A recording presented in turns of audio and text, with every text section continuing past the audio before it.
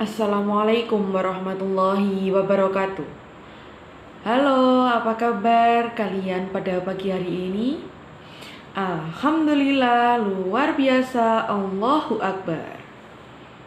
Sebelum kita memulai pembelajaran pada pagi hari ini, marilah kita berdoa terlebih dahulu.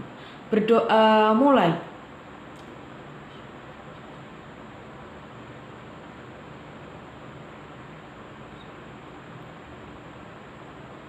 Berdoa selesai. Coba kalian tengok kanan dan kiri kalian, apakah ada yang tidak masuk hari ini? Alhamdulillah tidak ada yang masuk hari ini. Pada pagi hari ini kita akan belajar tentang apa, anak-anak? Ya, betul sekali. Kita akan belajar tentang Wali Songo. Tentunya tentang materi Sunan Bonang, Sunan Derajat, dan Sunan Kalijaga. Sebelum kita membahas terlebih dahulu, Ibu Guru akan menyampaikan tujuan pembelajaran hari ini. Yang pertama, menjelaskan biografi Sunan Bonang, Sunan Derajat, dan Sunan Kalijaga. 2. Menunjukkan contoh nilai positif Sunan Bonang, Sunan Derajat, Sunan Kalijaga dalam kehidupan sehari-hari. 3. Menceritakan kembali peran Sunan Bonang, Sunan Derajat, dan Sunan Kalijaga. 4. Menjelaskan karya Sunan Bonang, Sunan Derajat, dan Sunan Kalijaga yang telah diberikan kepada umat Islam di Indonesia. Sebelum kita membahas materi pada berikut ini, marilah kita duduk siap. Kalian boleh mencatat hal penting yang ada di dalam pembelajaran pada pagi hari ini. Silahkan menyimak dari pembelajaran Ibu Guru ya. Sunan Bonang, Sunan Derajat, dan Sunan Kalijaga oleh Nia Aulia Khadijatul Kubro NIM 203190277. Materi yang akan dipelajari pada pagi hari ini adalah yang pertama, Sunan Bonang, 2. Sunan Derajat, 3. Sunan Kalijaga. Yang pertama yaitu Sunan Bonang. Biografi Sunan Bonang. Sunan Bonang memiliki nama asli yaitu Mahdum Ibrahim, putra keempat Sunan Ampel dari pernikahannya dengan Nyi Ageng Manila, Putri Aryo Tejo, Bupati Tuban. Beliau lahir tahun 1465. Silsilah keluarganya bersambung dengan Rasulullah SAW lewat ayahnya yaitu Sunan Ampel, sampai ke Sayyidina Husain bin dan Fatimah putri Nabi Muhammad SAW sebagai seorang wali yang disegani dan dianggap mufti atau pemimpin agama ke setanah Jawa. Tentunya Sunan Ampel mempunyai ilmu yang sangat tinggi sejak kecil. Raden Mahdum Ibrahim sudah diberi pelajaran agama Islam secara tekun dan disiplin. Sudah bukan rahasia bahwa latihan dan riyadhah para wali itu lebih berat daripada orang awam. Raden Mahdum Ibrahim adalah calon wali yang besar, maka Sunan Ampel sejak dini mempersiapkan sebaik mungkin. Disebutkan dari sebagai literatur bahwa Raden Mahdum Ibrahim dan Raden Paku sewaktu remaja meneruskan pelajaran agama Islam hingga ke tanah seberang, yaitu negara Pasai. Sesudah belajar di negeri Pasai, Raden Mahdum Ibrahim dan Raden Paku pulang ke Jawa. Raden Paku pulang kembali ke Gresik, mendirikan pesantren di Giri sehingga terkenal dengan nama Sunan Giri. Raden Mahdum Ibrahim diperintahkan Sunan Ampel untuk berdakwah ke daerah Lasem, Rembang, Tuban, dan daerah Sempadan, Surabaya. Untuk mengawali dakwahnya, Raden Mahdum Ibrahim memasuki pedalaman Kediri, Jawa Timur, Indonesia dengan mendirikan langgar atau musola di tepi barat Sungai Brantas, Desa Singka, Kabupaten Nganjuk. Gaya dakwahnya yang keras diawali dengan seperti merusak arca yang dipuja penduduk, menimbulkan konflik dan banyak tokoh yang memusuhi Sunan Bonang, terutama tokoh ajaran Bhairawa Tantro, Ki Buto Lucuyadan, dan Nyai Plencing. Dakwah Sunan Bonang belum mencapai keberhasilan karena masyarakat Kediri masih belum menerima Islam hingga datang masanya Sunan Prapen tahun 1551 Masehi. Dalam berdakwah, Sunan Bonang kerap menggunakan kesenian rakyat untuk menarik simpati masyarakat, antara lain seperangkat gamelan Bonang. Jika dipukul dengan kayu lunak, Bonang itu melantunkan bunyi yang merdu.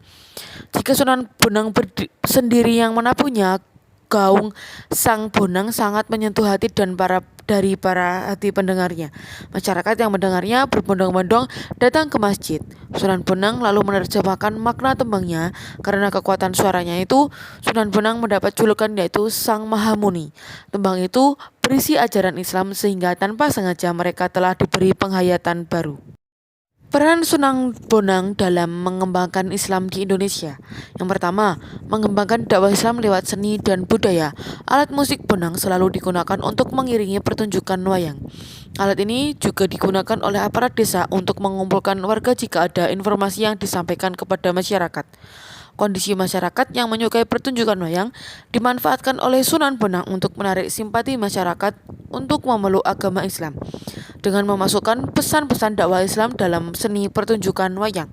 Keahlian dan kemampuan Sunan Bonang memahami sastra Jawa dan tampil sebagai dalang turut berperan melakukan penyempurnaan dalam pertunjukan sebagai berikut: menyempurnakan susunan gamelan, menambahkan lagu-lagu, menambahkan ricikan seperti ricikan kuda, gajah, harimau, garuda, kereta, perang, dan rampongan.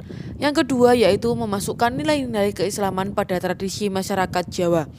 Masyarakat Jawa mengenal ritual Pancakmakara dalam ajaran Tantrayana, yaitu sebuah upacara yang dilakukan dengan duduk mengelilingi makanan. Di tengah-tengah duduk seorang cakreswara atau imam sebagai pemimpin untuk membacakan mantra-mantra. Melihat tradisi yang dilakukan masyarakat saat itu, Sunan Bonang mengisi tradisi ini dengan upacara kenduri atau selamatan dengan doa-doa Islam. Yang ketiga yaitu menyebarkan dakwah melalui karya sastra suluk wijil. Naskah Primbon adalah tulisan Sunan Bonang, memuat ajaran tasawuf yang mendalam.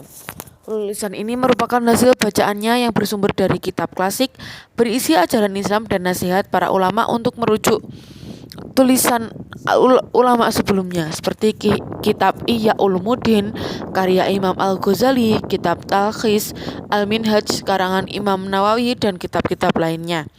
Selain itu, Sunan Bonang juga menulis tentang pengetahuan tasawuf yang lebih mendalam, yaitu karyanya berjudul Suluk Wujil, yang ditulis dalam sastra Jawa berbentuk tembang. Karya ini masih tersimpan di perpustakaan Universitas Leiden, Belanda. Sikap positif dalam pribadi Sunan Bonang. Yang pertama, penyebaran Islam yang gigih dan ulet. Kegagalan Sunan Bonang berdakwah di Kediri karena melakukan dakwah dengan pendekatan yang cenderung keras membuatnya dimusuhi oleh tokoh-tokoh ajaran Bhairawa Tantrono. Kondisi ini tidak membuat ia mundur untuk mengembangkan dakwah Islam. Ia melakukan perubahan strategi dakwah melalui seni dan budaya yang digemari masyarakat. Sunan Bonang selalu mampu memanfaatkan peluang untuk mengajak seseorang menganut ajaran Islam. Yang kedua yaitu seniman kreatif dan inovatif dalam mengembangkan media dakwah. Sunan Bonang memahami sastra Jawa. Ia menulis suluk berisi tembang yang berisi pesan-pesan ajaran Islam. Ia juga mengembangkan dakwah Islam lewat seni pertunjukan dan musik yang digemari masyarakat di zamannya. Kemampuan memainkan alat musik Bonang menarik perhatian masyarakat dan lambat laun mendekat dan untuk memeluk Islam. 3. Toleran dalam berdakwah. Kegagalannya di dalam berdakwah di Kediri dengan pendekatan keras membuat Sunan Bonang merubah strategi dengan memahami tradisi yang sedang berlangsung di masyarakat dan memasukkan nilai-nilai keislaman dalam ritual keagamaan. Tantrayana menjadi tradisi lingkaran kenduri atau selamatan yang diisi dengan pembacaan zikir dan doa. Karya Sunan Bonang. Beliau juga menciptakan karya sastra yang disebut dengan suluk. Tinggal sekarang, karya sastra Sunan Bonang itu dianggap sebagai karya yang sangat hebat, penuh keindahan dan makna kehidupan beragama. Suluk Sunan Bonang disimpan rapi di perpustakaan Universitas Leiden, Belanda. Suluk berasal dari kata bahasa Arab salako toriko, artinya menempuh jalan atau tasawuf atau torikot. Ilmunya sering disebut dengan ilmu suluk. Ajaran yang disampaikan dengan sekar atau tembang disebut suluk, sedangkan diungkapkan secara biasa dalam bentuk prosa disebut dengan wirid. Berikut saya akan mencontohkan salah satu suluk karya Sunan Bonang disebut dengan suluk Ragul. Ragul 1. Berang-berang jika diteliti ini rogo. belum ketemu hakikatnya. Ada atau tidakkah ia sebenarnya aku ini siapa? Impian beraneka ragam, kalau dipikirkan akhirnya menyedihkan. Yang mustahil banyak sekali, segala wujud di semesta ini tak putus-putus sama sekali. Yang kedua yaitu Sunan Derajat. Biografi Sunan Derajat. Nama asli Sunan Derajat adalah Raden Kosim. Beliau putra Sunan Ampel dengan Dewi Condrowati dan merupakan adik dari Raden Magdum Ibrahim atau Sunan Bonang. Raden Kosim yang sudah mewarisi ilmu ayahnya kemudian diperintahkan untuk berdakwah di sebelah barat Gresik, yaitu daerah kosong dari ulama besar antara Tuban dan Gresik.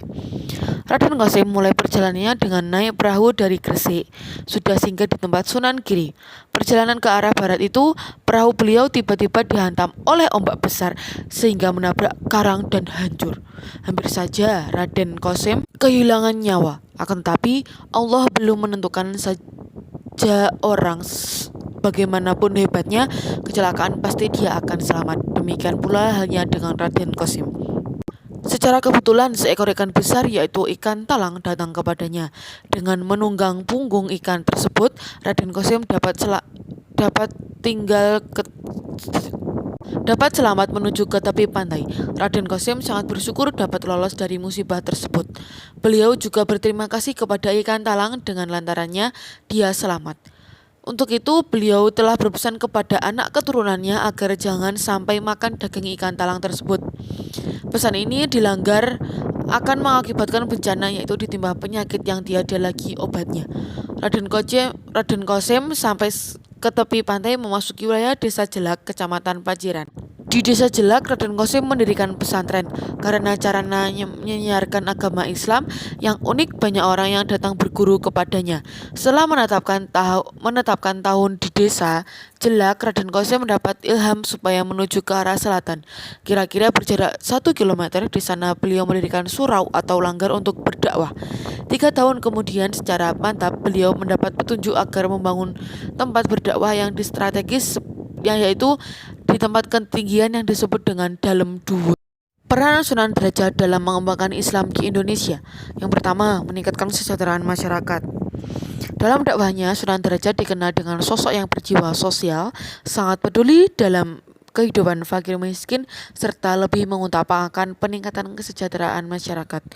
Sunan Derajat tidak hanya mengajarkan ilmu agama, melainkan mengajarkan tata cara membangun rumah, membuat alat-alat yang digunakan untuk memikul orang seperti tandu dan joli.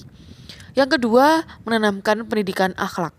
Dalam menyampaikan dakwah, masyarakat mengenal Pepali Pitu atau 7 dasar ajaran yang mencakup 7 falsafah yang dijadikan pijakan dalam kehidupan.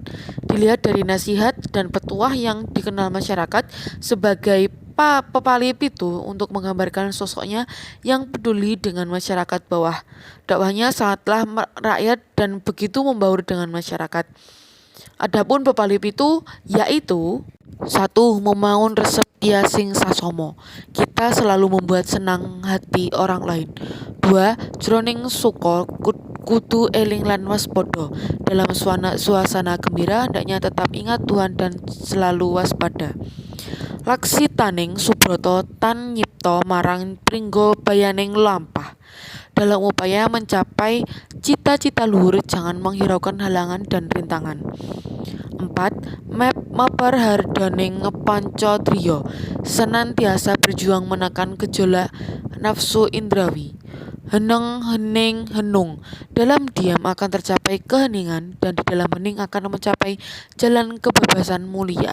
Mulya guna panca wektu. Pencapaian kemuliaan lahir batin dicapai dengan menjalani sholat 5 waktu. Menehana teken marang wong kang tuwuta.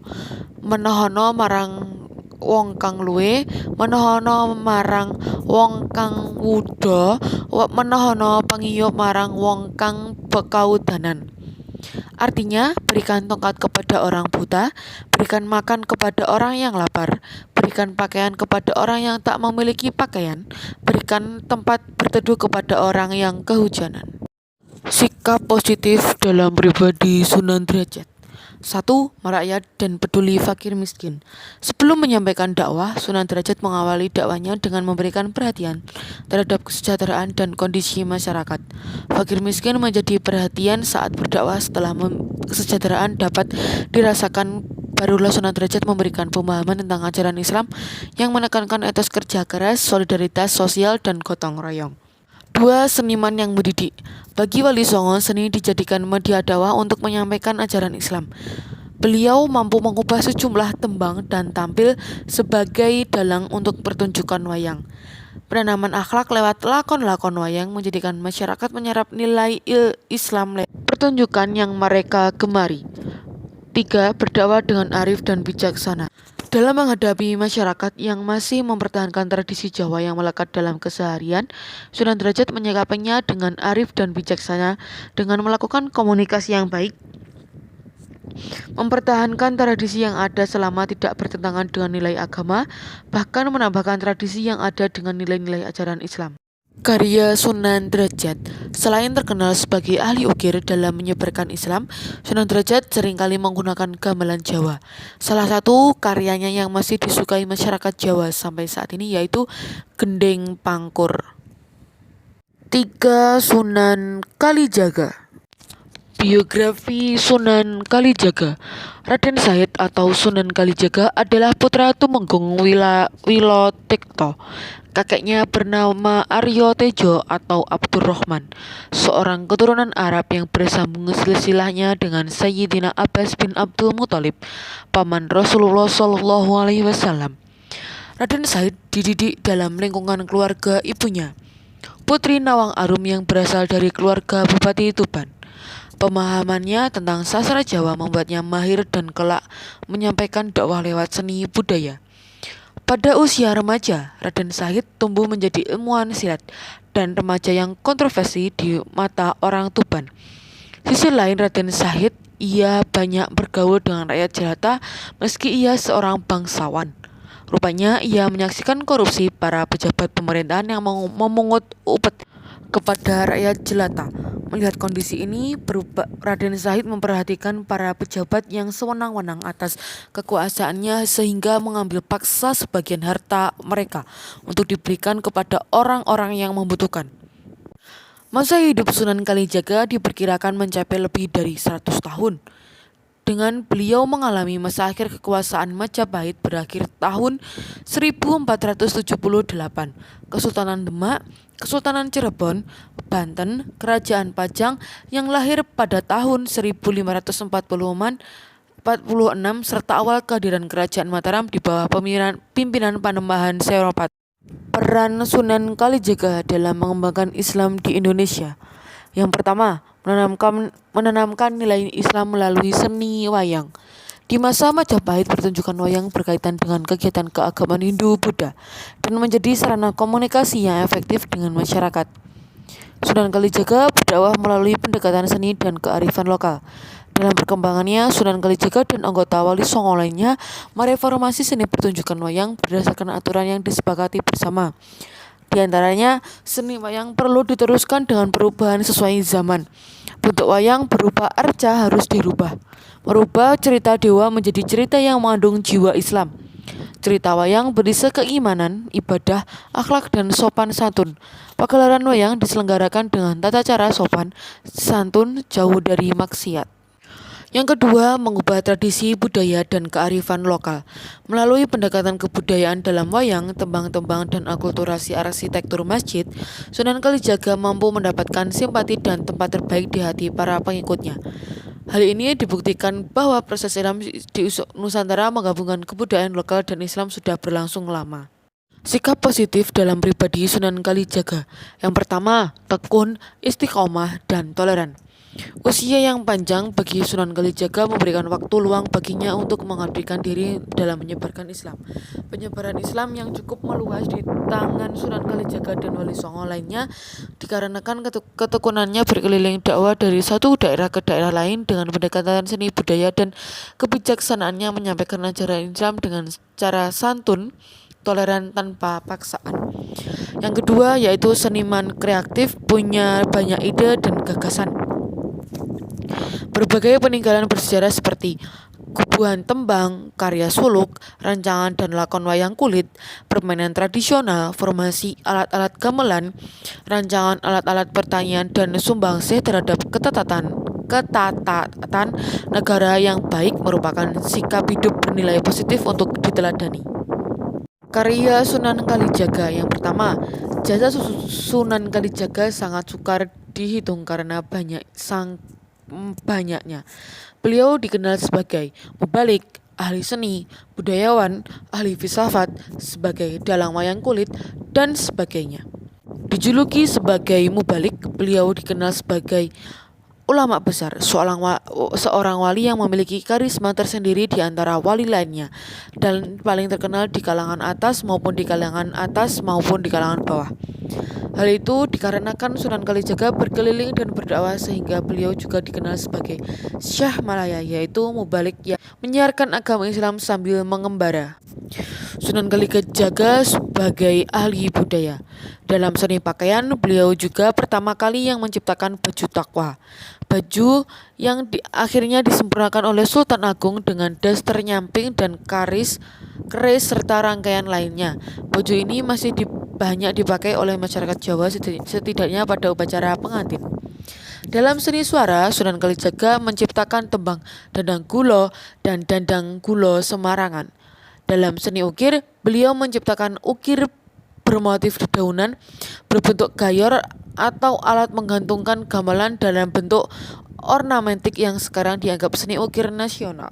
Di dalam beduk atau judor di masjid, Sunan Kalijaga memperkenalkan menciptakan beduk di masjid untuk memerintahkan muridnya yang bernama Sunan Derajat untuk membuat beduk di Masjid Semarang guna memanggil orang untuk pergi mengerjakan sholat berjamaah. Terima kasih anak-anak telah mendengarkan dan mencatat hal-hal penting yang telah Ibu Guru sampaikan dalam PowerPoint yang telah Ibu berikan dan yang telah Ibu buat. Setelah kita mempelajari tentang biografi, nilai positif yang dapat diambil dalam kehidupan sehari-hari, karya dari Sunan-Sunan, peran yang dapat diambil dari Sunan Bonang, Sunan Derajat, dan Sunan Kalijaga. Setelah kita berdiskusi, adakah yang ditanyakan tentang Sunan Bonang, Sunan Derajat, dan Sunan Kalijaga? Alhamdulillah tidak ada pertanyaan. Sebelum kita mengakhiri, Ibu Guru akan memberikan tugas kepada kalian. Silahkan tulis dengan rapi tentang Sunan Bonang, Sunan Derajat, dan Sunan Kalijaga dari biografi, nilai positif, peran yang dapat diambil, kemudian karya dari sunan-sunan tersebut. Jangan lupa kalian tetap menjaga protokol kesehatan dengan menggunakan masker, mencuci tangan dengan sabun, dan menghindari kerumunan. Alhamdulillah, pembelajaran pada pagi hari ini telah selesai. Mari kita tutup pembelajaran pada pagi hari ini dengan berdoa. Berdoa mulai.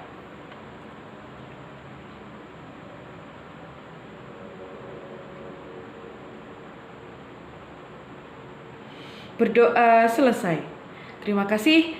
Selamat jumpa di lain waktu. Wallahul muwaffiq ila aqwamit thoriq. Wassalamualaikum warahmatullahi wabarakatuh.